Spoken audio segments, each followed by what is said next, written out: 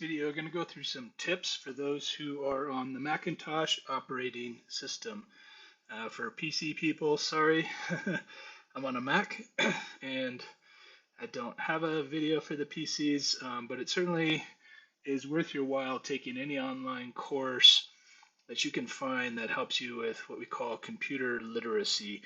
And the computer literacy will help you get main functions done, but there can also be some tips on how your workflow can improve. And that's what I'm going to go through on the Macintosh. Just a few things. You don't have to use any of these things. If you have your own method for using the Macintosh, that's fine. But a lot of times with multimedia graphic design, we find a lot of students who, yep, they go out and they buy a Macintosh computer, and this might be the first time they're using it. So I hope some of these tips will help you improve and speed up your workflow. So the very first thing is using a mouse. If you're buying a laptop, yes, the laptop's going to come with a trackpad. And the trackpad can work for multimedia graphic design. You just might find that after hours and hours of working on a trackpad that you are going to get cramped fingers. So that might be a time to get a mouse. Your laptop won't come with a mouse, so that would be something that you would buy separately. I happen to have the Magic Mouse. It's wireless and battery powered. I can turn it on and off with a simple switch. At this point, I've turned it off, and now I have to use my trackpad to move my cursor. And then if I turn it back on with my Bluetooth connection, come on, there it is. I now have my mouse connected. And the first thing I'm going to do is change some of my mouse settings. So you can kind of see that by default, your mouse might move a little sluggish and have it also may not have a right click that's operating. So let's go ahead and change those things. Come here to my system settings, and then I'm going to look for the mouse settings. And as we look at some of the gestures, they have a bunch that you can explore here. For instance, they have up and down scrolling. That should be by default. But then the first thing that I change here is going to be the tracking speed. I always have it as fast, so I can go really quickly. And that's going to be a preference thing. If you really want it slow, oh boy, that's really slow. I think by default it's going to be somewhere in here. Some people might like that better. So it's just really your own preference. Natural scrolling, I keep that turned on. Then here's the next part. The secondary click, which is click the right side, isn't going to be, I think by default, this may be off. So for PC users are very used to right-clicking, and you'll hear the term right-click. And the other term for right-clicking is secondary clicking. So on the Macintosh, that may not be turned on by default. So I like being able to right-click because then you get a secondary window a lot of times. And there's other things that the right-clicks let you do. You can also do smart zoom. I turn that off because I tend to like to control my own. And if you want to explore more advanced settings, you certainly can do that. And here I got 74% power on my mouse, so I know how much more time I have left with it. Next thing we have are display settings. So if we come down here to our system settings, you can find things in the displays that come in pretty handy. Now for me, I like to have an all dark background.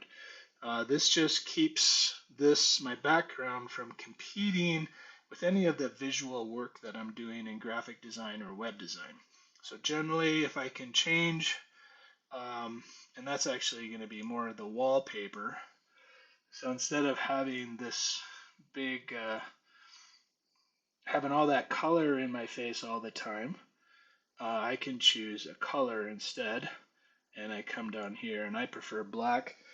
I think also black keeps your screen from burning out. If it holds on to colors for too long, it can burn those colors out. So black's not going to burn those out. Black also is pretty much the absence of light. So you have you're using the least power if everything's black. Now some people might like blue. Some people say that when you have the blue screen, you're going to see colors in your project a little bit more realistic. So that could be another option too if you want to do the blue. Maybe you want to do something in between. It's really up to you, but you do have those options. You don't have to take what is the computer default. Now that would be more of the wallpaper, but also on the displays, you're going to have this thing where your computer might automatically change brightness. So if it's doing that, now here I have automatically adjust brightness. I happen to have it turned on. And when do I notice this the most? This is probably more at daytime when my computer can actually sense if there's a decent amount of light or there's not. If you turn that off, then you're going to have to control the brightness yourself. And you can either do that here in the settings, or I have key pads that let me adjust the brightness. So if you don't want that, you can turn that off. I keep True Tone on. That just kind of keeps colors consistent. But if you ever wanted to change color profiles, if you ever get smart enough to know how to change color profiles, you can do that here. As a student in MGD for the first time, I recommend just keeping the original color LCD. This is going to be probably most universal. And so when you see red and send it to somebody else, it should be pretty close to the red they're going to see. So that's display settings. Next are applications. So once you have your Macintosh, you may or may not have your dock open, but more than likely you have your dock open, and you should see your you're going to have an app store. The app store is going to be a place where you can get applications. Some of these, such as, let's just see if Adobe is in here. Adobe. Yeah, it's not in here. So something like Adobe Creative Cloud is going to be a download from the Adobe, which you're going to have to go get separately. They have some programs here. Well, it's been a while since I've actually searched for Creative Cloud. Right, so the Adobe Creative Cloud is going to be something you have to download from it. But they have other programs, like here's Canva. If you ever wanted to try to use Canva, they might have, they have Adobe. That's not Adobe. They do have Lightroom here, so you could get Lightroom for you photo editor types. But this is where you can get applications. However, you won't be able to get your Adobe application from this. So that would be a download from adobe.com. Otherwise, to get to your applications, you should have I think I've removed it. You should have something that says Launchpad. And where did Launchpad go? I think I removed it from my dock. But you should have something. Oh, here we go. Here are your applications. So you can see them all and scroll them and click them and open them. When you get one that you want to add, you can click, hold, and drag it down to your dock and then organize them however you like for all your applications, and that makes it a little bit quicker. I also have a hotkey. I'll show you that in a little bit later, where it brings up my applications. Let's see, opening the applications. So we've got, so let's open up an application. To open one up, we'll just go ahead and I'll just do preview for now. You'll see that it bounces, opens, and the preview is up here along with the main application, and it should say preview. Now, if you ever click on anything else like your desktop, you'll see that it says Finder, which means you're not in your application anymore. So if you try to click on things, probably not going to work. If you do click on the application window, it might bring the application up. But that's how you open it. To close your application, one thing I want to show you, let's just open up this image just so we can take a look at this. One thing that's different than PCs, all right, so we have the Macintosh application open, is you're going to see that you got these dots up here. All right, now here's where you have to unlearn, if you're a PC user, that this closes the application. This will only close the window, not the application. You also can minimize. If you click the yellow button, this will actually bring it down into the dock, and then you can click on it to bring it back up. Maybe you just want it out of the way, work on something else, now come back to it. So you can minimize that window. You also can make it full screen.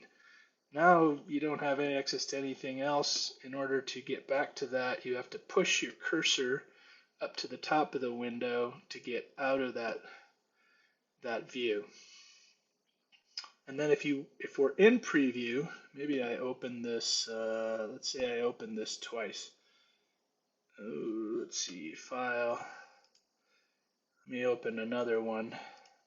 Let's say I have two versions of this open. You'll notice that if I click this, it'll close that one window, but it hasn't closed the other windows in that application. So it keeps preview open. If you really want to close preview, you have to go to preview and hit quit preview. Now, anytime you're doing any menu items in just about any application, they're going to show you these shortcuts. So in this case, there's the Command Q to quit. Or if I want to hide preview, Command H. And that's going to be just about for anything. If I want to copy, you can see it's Command C. So as you're working with applications and their menus, sometimes you'll learn some of these quick hotkeys, shortcuts, all right? And they tell you what they are here. Some things like delete doesn't have one, so they don't tell you what that is. It's probably just delete, but in some applications, hitting the delete button does something in the application. It's not going to delete the file.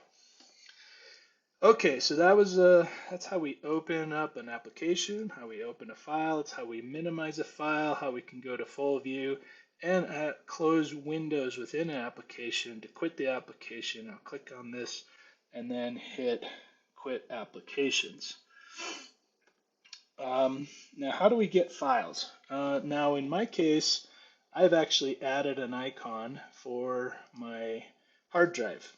By default, your Macintosh is not going to have any files on the desktop.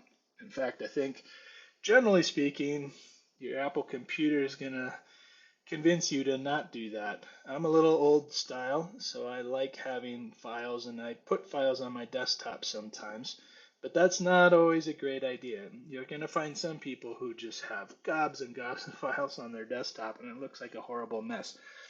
What they want you to do on the Macintosh is use your documents window. So you should have a documents folder, and in here you can have all sorts of files. All right. So let's just see. I'll click on something. Yeah, here's the golf fees for Eisenhower Golf Course. Open that up, and they want you to save that in your documents. All right, so that's generally, and then if you want to open up your documents and maybe arrange things in it, you'll see that it can open in Finder. All right, at this point, you now have everything in your documents. Now, if you do have an Apple ID account and you are paying for, I think you can get free storage on the cloud. If you have things in your documents, then this is going to automatically get saved to the cloud. And that's pretty handy because if something happens to your computer, you're going to lose all your files. If you got a new computer and you log into your Apple account, you'll have this all backed up on the cloud. So, but if you put files on your desktop, this may or may not get copied to the cloud. Same with anything that is in your downloads folder. Well, actually, for sure, nothing in your downloads folder is going to get copied to the cloud. But your documents folder will, where'd it go? Documents, and I'm pretty sure it copies your desktop also. But it's probably best to start arranging things in your documents. So as a Macintosh user for the first time, this is really where you want to do your folder management and saving. Now me, I actually have a different program called Dropbox. So I use Dropbox to put all of my work files. I have everything arranged on this. And then this not only gets well, then my syncing is with Dropbox instead of Macintosh. So I use Dropbox for my cloud offline storage. And what's great is I can go to Dropbox and get these files at any time. But with the Apple, your documents folder is going to do the exact same thing. So I would recommend using your documents, use the free storage that you get with iCloud. They have paid services if you need more storage, but at least you're going to right off the bat have cloud storage for all your files. That's if you keep things in your documents folder, and that's how you get them. So again, to get to that in your doc, you should have documents. You just right click that and then open in Finder, and then you'd be able to see all of your files. So here I got one called Frame, and you now could open it. Now if I've turned the right click on, oh, that's probably going to be another thing we got to make sure is that you're seeing file extensions. All right, so let's say you're not seeing file extensions. Let's just see, it just says frame and it doesn't show you .psd. And for people on the PC, you definitely want to make sure you turn on your file extensions. So here in Finder, let's go to our settings and make sure that those are turned on. So in the Finder settings, and I'll show you how I did that again, I go up here to Finder, and then there's settings. And you want to make sure show all file name extensions are turned on. Especially in graphic design, you're going to be able to tell what type of file it is. Do I use it in Photoshop? Do I use it in Illustrator? Do I use it in a movie editing program? You're going to be able to tell by the file extension, not necessarily by the file name. So if by default this is turned off, make sure you turn that back on. Okay? And then that way, like in this case, it says .mov. And then that way I know that it's a movie. All right, so that's going to be pretty important how to get to your files. If you're ever online and you download something, by default, the Apple system will put it in your downloads folder. So you have a whole folder here, and once again, you can open that up and sort through files that are in your downloads. And if you ever need to move something, let's say I need to move this image from my downloads and I want to move it into my documents, I just highlight it, click, hold, and drag it into my documents. So now when I go to my documents folder, there's the file. It's no longer in my downloads. If I want to move it back, or let's say I want to put it on my desktop, I put it here, and then it's going to show up here in my desktop. Likewise, from the desktop, I could drag from here and put it back into my downloads. Now let's say I'm done with an image. So I have something in my downloads and I don't need it anymore. Let's say I have, oh, where'd it go? Well, here's a software that I downloaded for Grammarly. I don't need this anymore. So I could either right click this and click move to trash, or as it's highlighted, I could come up here to file and it says move to trash.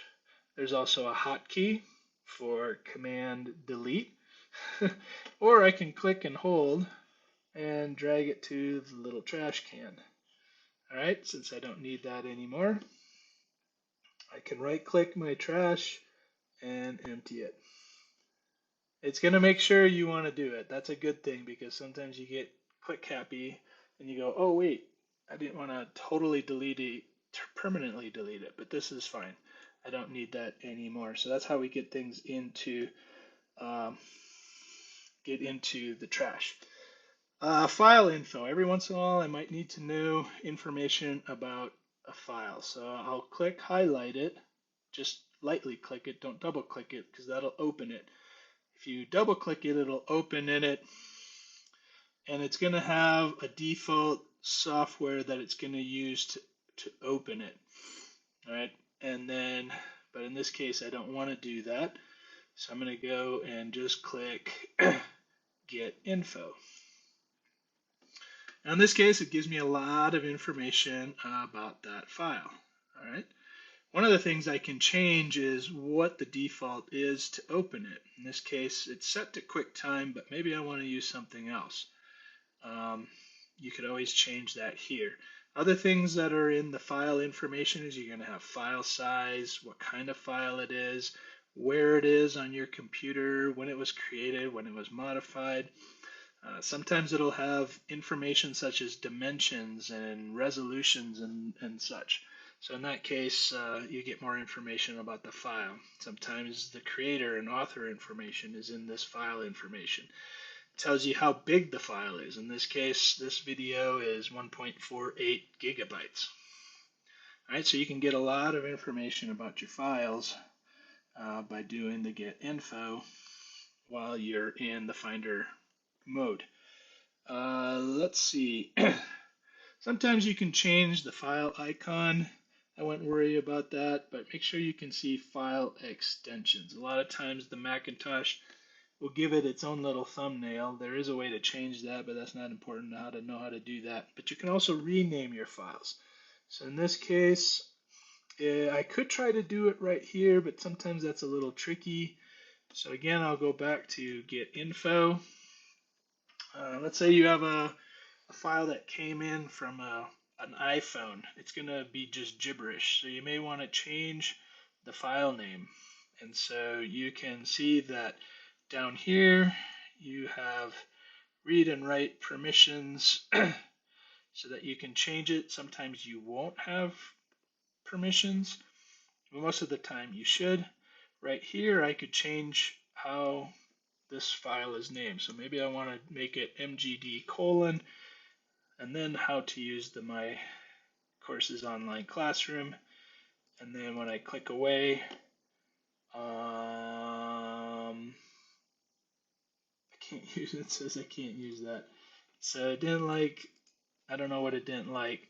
Maybe it didn't like I'll just not do the colon. And now it has the MGD at the beginning. So that's how you can change a file name. And that's going to come in handy when you're handed generic file names, especially images and videos. They're just going to have img3342. Well, you may want to make that more specific so you know what that file is. You might need to make a copy of a file. So to do that, on the Mac, you can right click and you can see that there's an option to duplicate. When would we want to do that? Well, let's say we're going to modify this file now. But I want to keep my original file in case I ever had to go back to it. In MGD, that can be pretty handy. Because if I mess up and I have to start over, I might delete this and I can at least now go back to my original file and start editing. Alright, so there is a way to make a copy of your files so that you aren't editing your one and only original file. Alright, so go ahead and I don't need that anymore, so I will move that to the trash and empty the trash. Let's see, so we changed the file extension, renamed the files, we've made a copy of a file, we've opened the file, we've deleted it, we've emptied the trash. Now let's talk about a folder. Sometimes it's going to be nice to put multiple files into one folder. So if I'm in my desktop area, or actually let's go to Documents. While I'm in Documents, I already have some folders here you can see, but while I'm up here, I'm going to go to here and I'm going to go New Folder.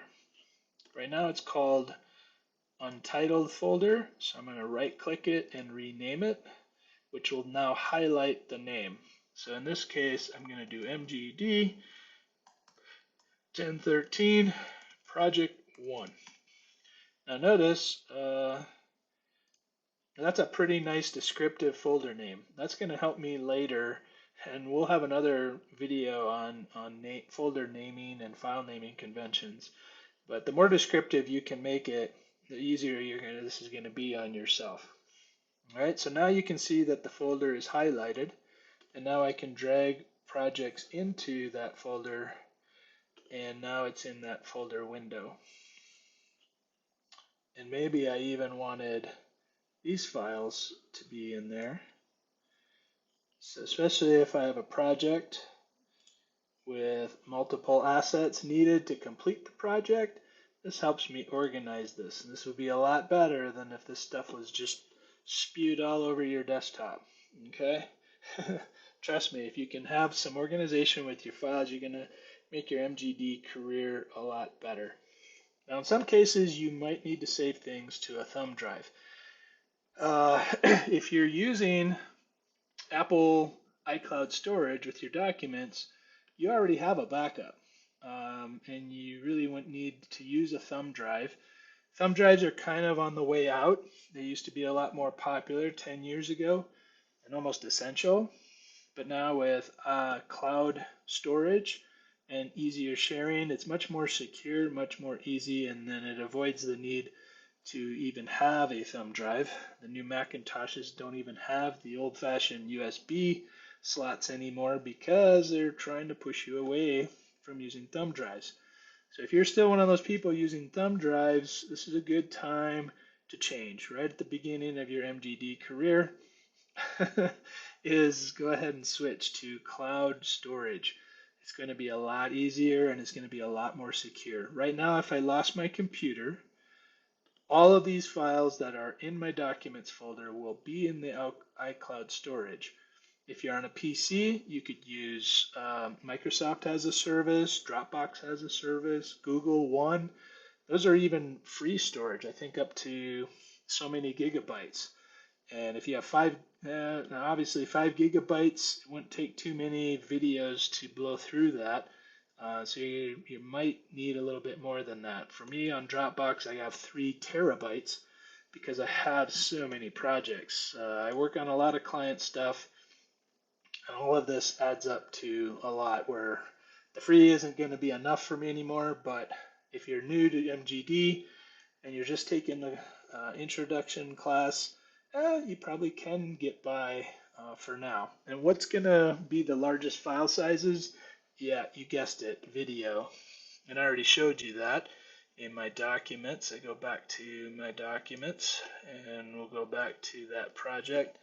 Yeah, the biggest file here, and you can see that it shows up a little info window to the side. It's 1.48 gigabytes.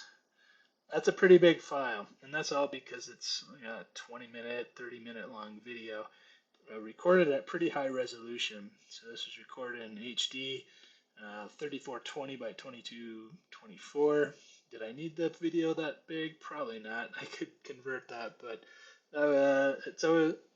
if you have enough storage, there's no problem having more file size than you need. But in the video world, you can never go the other way. You'll learn that when you take the video class someday. Let's see. So thumb drives, if you do have a thumb drive, usually what will happen is a little icon will show up here, and you can take a file and drag it to your thumb drive, and then there's going to be a copy. Anytime you see the plus sign, that tells you you're going to get a copy of it. So if I want to make a copy, like let's say I want to keep one here in this folder, but I don't want to move it out of the folder, but I want to move a copy to another folder. So I can click, and then with the option, hold down the option button, and then as I click and hold, you should instantly see that little green plus sign. That lets you know you're making a copy of it, and then you can drag it wherever you want and then let it go, and now you have a copy in that location. But you didn't move your original file. Now you have 2 files of the same thing, if you want that. But that's how you could make a copy of a file and say, okay, I need to give this file to somebody else, right? And in which case it might be a thumb drive, and if it's on a thumb drive, I would put it in there. So that's how we use that. Now the other thing you've been seeing me do is I have these hot corners. One of them is for my logout screen. up in the top left. So if I'm going to step away from my computer, I can actually push my mouse into the top left corner, and then it'll bring up my login screensaver. And I either need Touch ID or the password to get back in. So that's kind of a nice thing in case I step away from my computer. I don't know, maybe I'm at an airport or a restaurant. I'm working on my computer. I just need to step away for a minute, but I wouldn't want somebody to get on my computer or see anything on my screen. That'd be one option. Another thing is I can get to my applications. I can also go between programs. So let's say I had two programs open. Let's open up Preview again.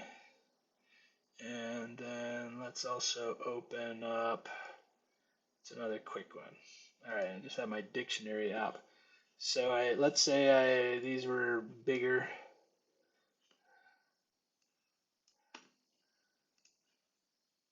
The application's using more space. Instead of sitting here trying to click on the little frame, right? Because that's a little tricky.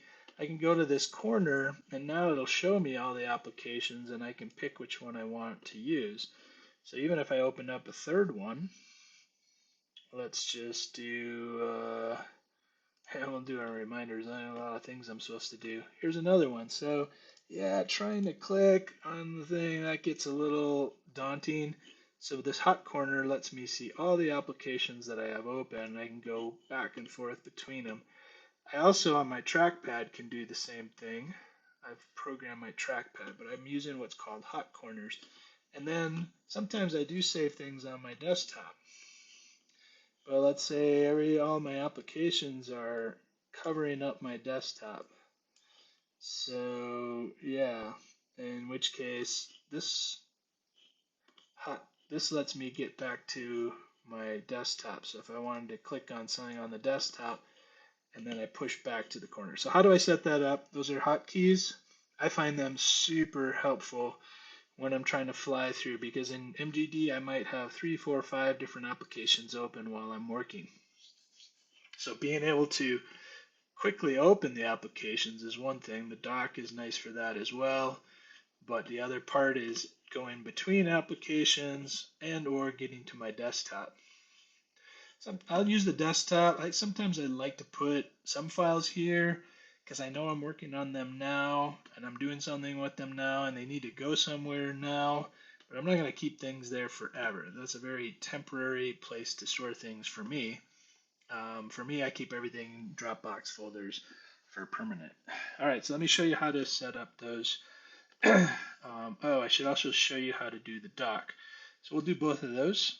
So let's go back to System Settings. And what we're going to go to is, let's see, I got to remember which one it is. I think it's Displays. So if we go to Advanced, nope, it's not Displays. It's Desktop and Dock. And what am I looking for? Hot Corners. Okay, so when I do Hot Corners, you're going to see you get 4 corners to choose from. By default, these are going to be set to nothing. So I like to have the Start Screensaver. I prefer that over Put Display to Sleep. This is going to blank out everything, but if you do the screensaver, it accomplishes the same thing, but now it's just a login. Sometimes I find when I put things to sleep, it doesn't wake up so fast as I'd like it to. So you got to be careful about that. So I like Start Screensaver up here in the left, and then I have Launchpad in the lower left. Again, that's what Launchpad does. And then Desktop in the top right corner. That lets you go back and forth between the desktop.